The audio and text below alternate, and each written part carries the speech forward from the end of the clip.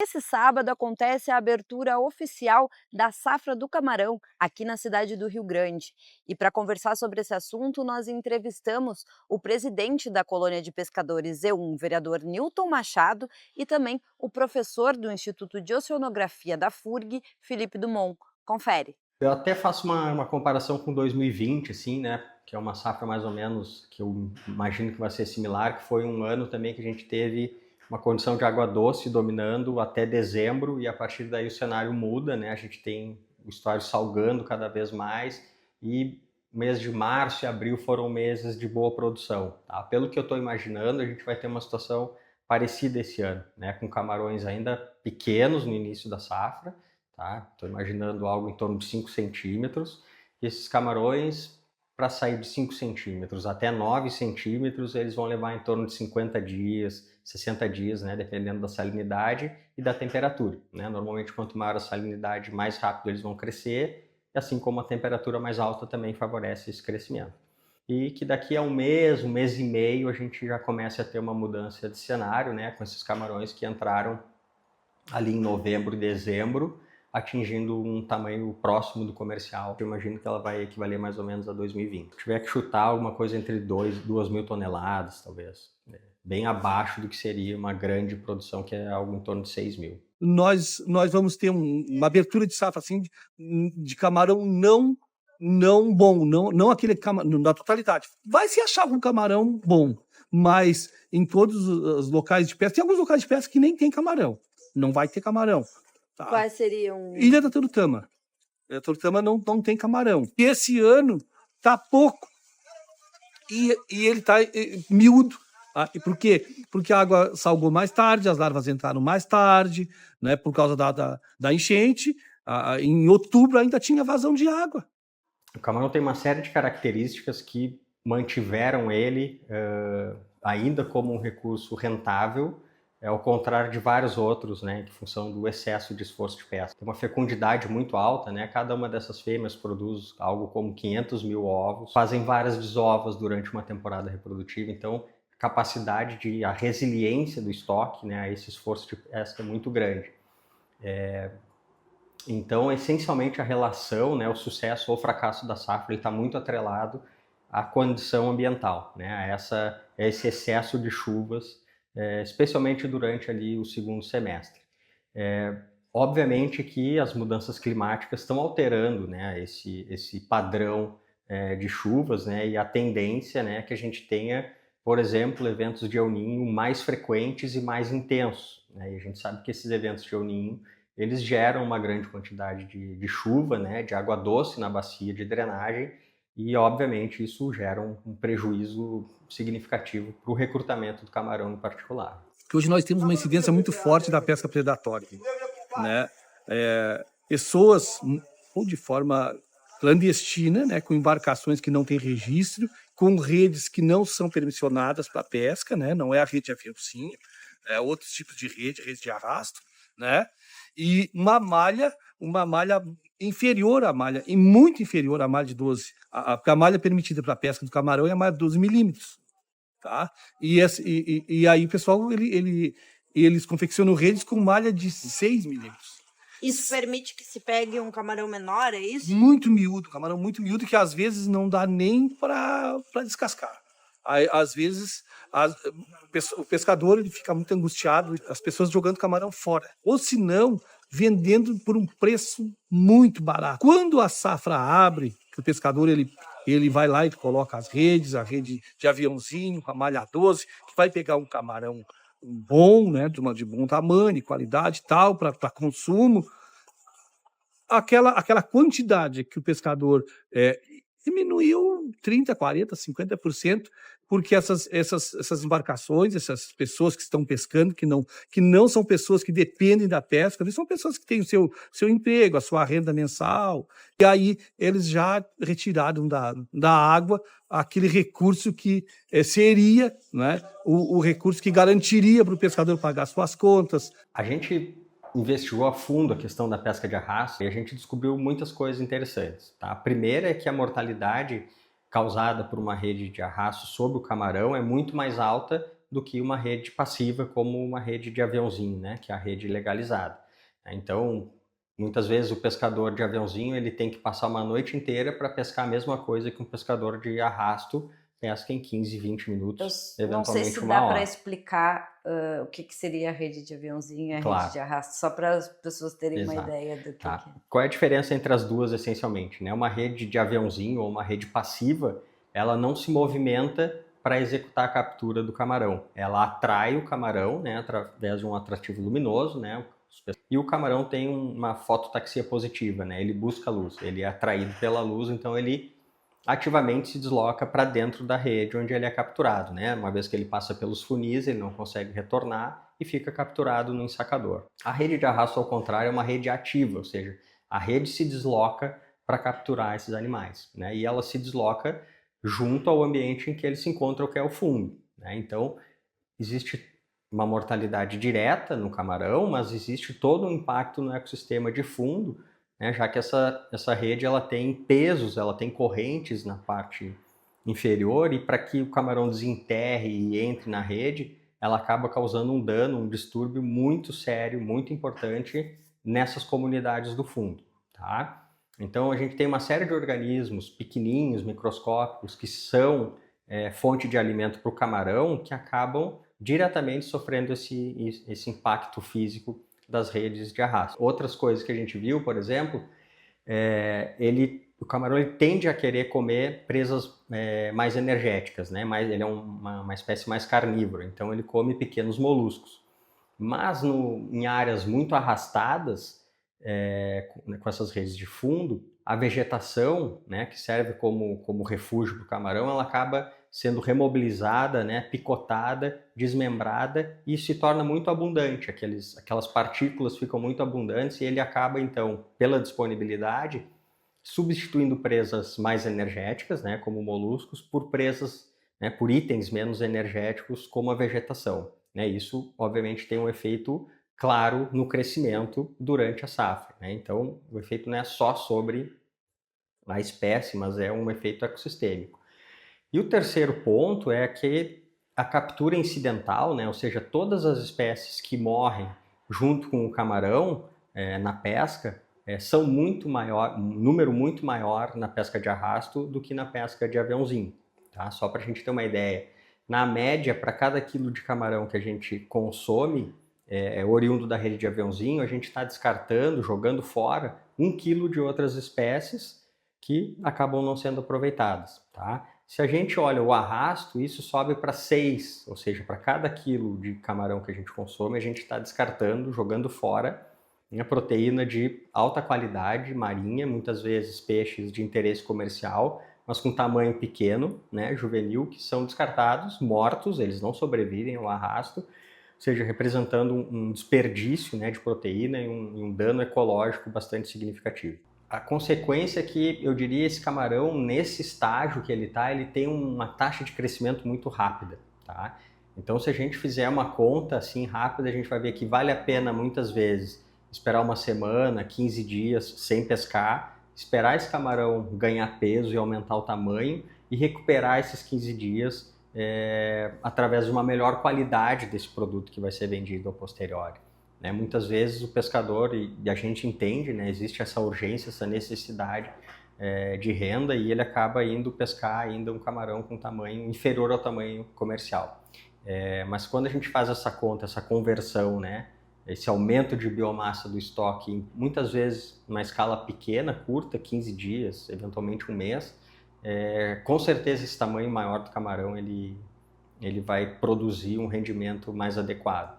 Então, o problema de pescar antes da abertura da safra é isso, a gente está diminuindo o potencial de renda que poderia ser recuperado logo ali adiante, né, na abertura da safra, quando os camarões já teriam um tamanho, né, maior, um peso mais adequado, o que tem uma relação muito clara, muito direta com o valor que ele é vendido. Né? Assim, na prática, a gente vê isso com muita clareza. Um camarão grande custa o dobro de um camarão ainda pequenininho, miúdo. Né? A competência da colônia, ela é levar as reivindicações, né, os anseios, as necessidades dos pescadores até os órgãos que têm essa competência de gerenciar, enfim, a pesca, né?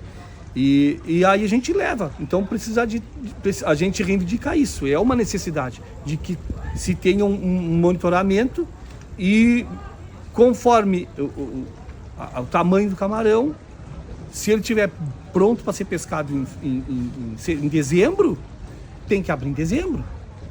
Pro sempre as leis elas precisam ser feitas para beneficiar o ambiente e o pescador, porque o pescador sem o ambiente não é nada. Então, a gente vai... E o pescador fica onde, né? Não, tem que proteger. Não, mas não é que está protegendo, não está nem protegendo. Simplesmente não tá olhando na totalidade. A instrução normativa é essa, e é 1º de fevereiro e pronto. Já faz muito tempo. Já fazem. Não. Faz aí por lá dos seus 20 anos já. E tá errado. Tá errado. Porque se o camarão... Se a gente vai liberar o camarão agora, se o camarão tiver num tamanho não ideal, um camarão extremamente miúdo na sua totalidade, né? Não poderia começar. Eu entendo que, teoricamente, variar o começo da safra faz sentido, né, do ponto de vista biológico. Resumidamente, alguns anos essas larvas que entram na Lagoa dos Patos, elas entram mais cedo e em outros anos elas acabam entrando mais tarde. Isso, obviamente, vai se refletir no tamanho que o camarão tem na data de abertura da safra. Então, nem sempre, realmente, a gente vai ter os camarões com tamanho comercial na abertura da safra, tá? Qual é o problema que eu vejo em alterar a forma do manejo, né? Ou seja, transformar uma data fixa em uma data que seja variável de acordo com o tamanho, como é feito em outros estuários, né? Se a gente comparar a Lagoa do Peixe, por exemplo, Tramandaí, o manejo é feito dessa forma, né? Com o monitoramento contínuo, no momento que o camarão atinge o tamanho comercial, a safra é aberta, tá? Aqui a gente teria muita dificuldade em implementar uma medida dessas de manejo pela dimensão da lagoa, né, que é muito grande, e pela complexidade na entrada das larvas, né? A gente tem vários pulsos de entrada de larvas ao longo da temporada, né, ou preliminarmente ao início da safra. E isso gera uma situação em que a gente vai ter muitas idades e muitos tamanhos de camarão misturados em diferentes regiões. Então isso poderia levar a uma situação em que eu tenho alguns camarões já no tamanho comercial no Saco da Mangueira, mas eu não tenho da mesma forma camarões no tamanho comercial nas outras áreas da Lagoa dos Patos, né? Isso geraria um problema de manejo no sentido de, bom, vamos abrir a pesca só no Saco da Mangueira e proibir a pesca no restante do estuário, né? Qual é o impacto disso do ponto de vista do conflito, né, de uso desse recurso? A gente provavelmente teria pescadores de Rio Grande, de São José do Norte, de Pelotas, eventualmente de São Lourenço, se concentrando nessa área, né, e impondo essa área um esforço de pesca muito excessivo e muito intenso, né? Isso também não seria interessante do ponto de vista do manejo, né? Então a gente tem essa dificuldade de muitas cortes, né, que são esses pulsos de entrada no estuário se misturando ao longo do processo, e isso gera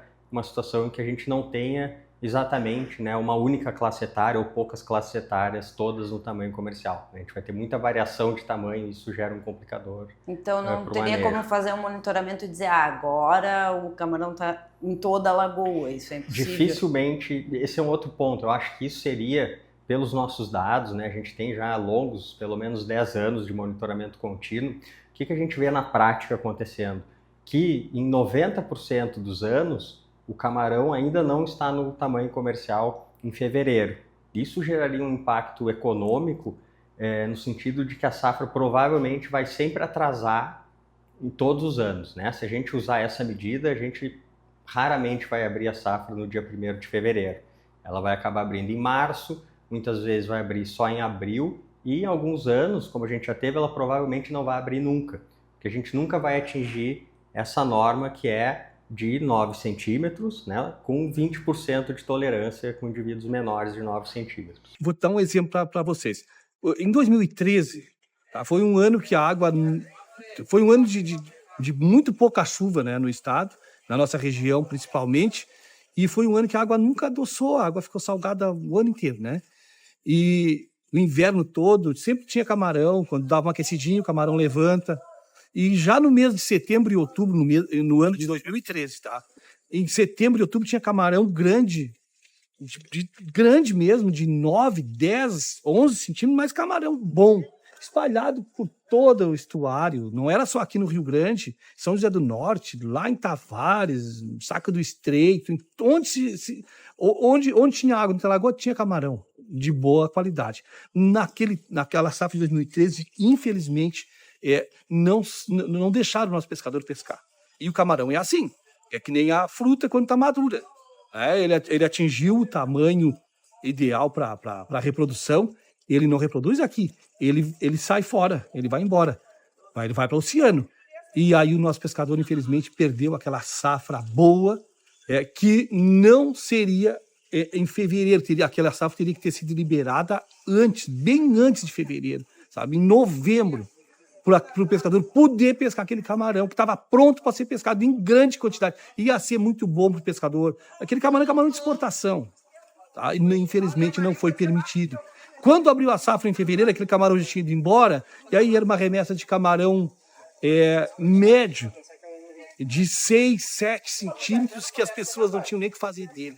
A gente tem duas situações, tá? O que os dados nos mostram de adiantamento da safra? São raros, são extremamente raros, mas eles acontecem, tá? Então, se a gente pegar de novo uma janela temporal de 10 anos, a cada 10 anos, um ano, a gente tem essa entrada antecipada, né? Quando as larvas já estão em muita quantidade, setembro, início de outubro, isso gera, de fato, uma safra antecipada, tá?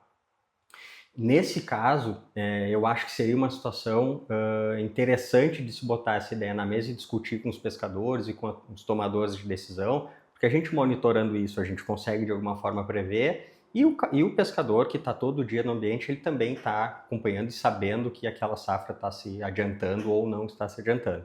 Então, acho que no momento que a gente começa a detectar esses anos atípicos, seria importante sim, né, todo mundo sentar na mesa, discutir e talvez propor um adiantamento da abertura da safra nesses anos em particular, mas não transformar a medida atual permanentemente em uma medida que se abra ou feche a safra pelo tamanho, porque eu acho que vai ser um prejuízo muito grande do ponto de vista econômico para os pescadores, porque na maioria dos anos a safra não vai abrir no mês de fevereiro.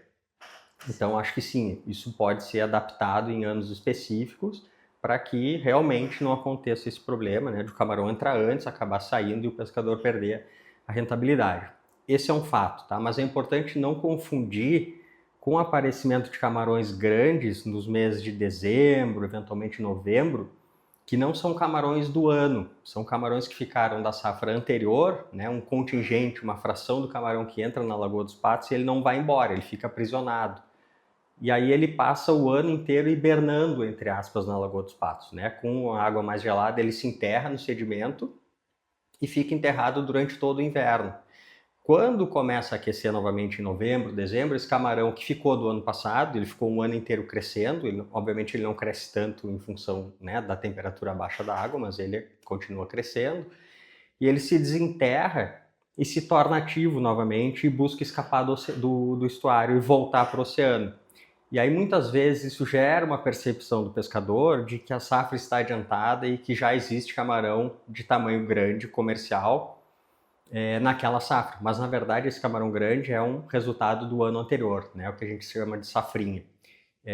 Eu particularmente acho que esse camarão que ficou aprisionado, ele é importante do ponto de vista da preservação, porque é um camarão grande, ele retorna para o oceano, né? E quanto maior ele for, maior vai ser a fecundidade que ele potencial que ele apresenta, maior a taxa de sobrevivência.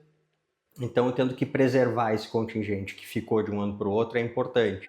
Qual é a condição ideal, então, para que se tenha uma boa safra? É uma baixa quantidade de chuva, né? A chuva abaixo da média, a chuva sendo abaixo da média, a água possibilita, né, que a lagoa, o nível da lagoa baixe o nível da lagoa e a água salgada, né, a água do oceano, ela penetre lagoa dentro, né, que a gente chama que a água corre de enchente, né, a água corre de enchente, e aí na água do oceano ela entram os peixes, entram as larvas do camarão, outras espécies, que aí no caso povoam a lagoa e a lagoa fica farta de pesca. Mas aí precisa de ter uma quantidade baixa de chuva, o vento nordeste para esgotar a lagoa, né? Que o vento nordeste manda tirar a água da lagoa para o oceano, e aí depois vem o vento do quadrante oeste-sul, para que favorece a água de enchente, o oceano cresce, empurra a água entre a lagoa, e aí vem e o calor também, né? O calor ajuda muito. Sem calor, água salgada, não tem como ter camarão, né? E vocês têm, assim, dados sobre as últimas safras da produção do Essa é uma camarão? pergunta interessante.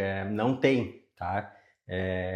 Se a gente pegar a estatística pesqueira no Brasil, ela ficou congelada desde o ano de 2016, né? Isso é uma questão extremamente séria, muito prejudicial para o manejo dos estoques, né? Uma informação básica, essencial para quem vai tomar algum tipo de decisão, né, sobre o manejo do estoque, é saber quanto se produz daquele estoque. A gente não tem essa informação, tá? Oficialmente a gente não tem. O que a gente tem... Só para eu entender, essa Uhum. informação oficial que está parada desde 2016, que órgão que... É a Estatística Nacional de Pesca, tá? Tá. Quem tem a incumbência de fazer isso é o governo federal, tá? Até 2016, a FURG assumiu esse papel no Rio Grande do Sul, né? O professor Quinas fazia esse trabalho, desenvolveu um projeto de estatística pesqueira, e agora, aparentemente, isso está retornando, tá? Mas a gente tem aí quase 10 anos de vazio de informações no que diz respeito ao desembarque, tá? Isso é mais difícil ainda, no nosso caso em especial do camarão rosa, que a comercialização é feita em portos pequenos, né? Com pesca artesanal, com compradores informais, né? Isso gera uma dificuldade muito grande de fazer um acompanhamento, né, dessa cadeia produtiva do pescado. A gente tem modelos, né, a gente desenvolveu a partir de dados anteriores, modelos de previsão da safra, né? A gente teve uma parceria com o pessoal das ciências da computação, a gente desenvolveu um modelo para prever, né, para ter uma estimativa do que seria a safra. Mas a gente não tem dados oficiais desde 2016. Mas só que o modelo ele não diz assim, ele não consegue dizer se vai ser 6 mil toneladas ou 7 mil toneladas. Ele categoriza as safras em safras muito ruins, né, que vão de 0, sei lá, 1.000 toneladas, médias, boas, muito boas. Então a gente consegue prever a categoria da safra, não o valor exato. Então agora eu vou te perguntar assim, das últimas, que todo mundo diz, foi ruim realmente. Eu não sei se vocês têm esses modelos que conseguiram mostrar se foi ruim, se foi médio. Temos assim, eu tenho até um histórico anotado aqui, tá? Se a gente pegar a partir de 2018, talvez uma das maiores safras da história, tá? A gente tem uma estimativa algo em torno de 5 mil toneladas, tá? Foi uma safra muito produtiva. A gente ainda teve boas safras em 19 e 20, e aí de 20 para cá a gente acabou tendo safras já com uma produção bem menor, né? Geralmente quando a safra tem muito camarão, o preço fica mais baixo. Como é que é essa questão do preço que chega para as pessoas do camarão? Sabe como é que é? Quem compra, né? Quem está em condições de fazer a compra do camarão para poder lucrar, ele vê quanto mais ele puder lucrar. Então, é assim. Então, a concorrência entre os compradores ela é baixa, porque não são muitos, né? São poucos, e eles monopolizam assim, e eles estipulam tipo um preço que fica para o pescado. Eles olham mais, o pessoal que compra, eles olham mais para o lucro deles, né? Bom, só que para o pescador tá bom para nós, tranquilo. Se não tiver tão bom para nós, diminui para o pescador. E é assim que funciona. Infelizmente, essa é a realidade, né? A gente não tem um controle né, a nível de estado, a nível de Brasil, a nível de município. Nós não temos um controle, infelizmente, que era para ter, né, um preço, estipular um preço e ter um controle em relação ao preço do camarão. Então, se tiver uma boa concorrência, o camarão tiver um tamanho bom, aí entram compradores, né, interessados, porque o camarão ele tem um preço alto, né? O camarão graúdo, e aí entram aqueles compradores com maior poder de compra, e aí, sabe como é que é? Aí vem a oferta, a procura, né, do produto, e aí ele tem a chance de subir o preço do camarão. Mas se o camarão for um camarão em muita quantidade, e num tamanho miúdo, infelizmente, o pescador sofre muito com isso, porque o preço fica para baixo. Tu percebe que está mais difícil viver da pesca em Rio Grande? Como é que é isso? Tem estado difícil, sim, para sobreviver, assim, da pesca. A gente tem comunidade, nós somos comunidades tradicionais, né? Tanto na Ilha dos Marinheiros, na Ilha da Turutama, a localidade do Pesqueiro, aqui nós temos aqui a Henrique Pancada, São Miguel, o Bosque, a Barra, ali a Mangueira, a Bernadette, ali, Parque Coelho, a Mangueira, o Saco da Mangueira, são comunidades tradicionais de pesca. A nossa colônia tem 112 anos de fundação. Então, e não tem como esse pescador, ele diz assim, eu não quero mais pescar, não tem como, nós somos de lá, é a nossa vida, era o avô, foi o pai, é o filho, é o neto, estamos ali, entendeu? Mas tem momentos, tem ficado difícil, né? Por conta desses problemas todos que a gente tem trazido, mas é tal coisa, a gente é de lá, a gente não tem como sair de lá, e vou te falar uma coisa, e muitos até têm como sair, mas não querem sair porque é algo que é da gente, né? A gente se sente bem pescando, e a pesca artesanal é tradição, é a vida da gente, né? E a gente que está lá trabalhando, a gente quer que isso melhore. Então, tem pessoas lutando para que isso melhore, né? Então, por isso que a gente acredita que está difícil hoje, mas a gente acredita, a gente tem fé e a gente trabalha para que amanhã, né, com a bênção de Deus, as coisas melhorem.